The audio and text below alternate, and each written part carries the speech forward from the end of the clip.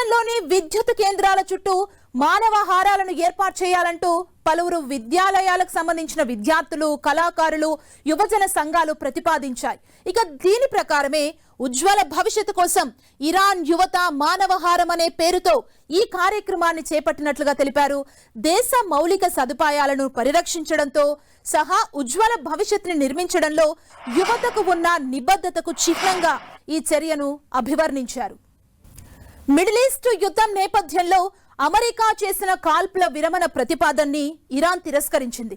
పాకిస్తాన్ ద్వారా తన సంపదను తెలియచేసినట్లు ఇరాన్ అధికారిక media Islamic republic news agency తెలిపింది. తాము తాత్కాలిక సంధికి సిద్ధంగా లేమంటూ తేల్చి చెప్పిన ఇరాన్ ఈ యుద్ధాన్ని శాశ్వతంగా ముగించాల్సిన అవసరాన్ని చెప్పింది. ఇక మరోవైపు ఇరాన్ 10 డిమాండ్లను అమెరికా ముందు ఉంచినట్లు సమాచారం.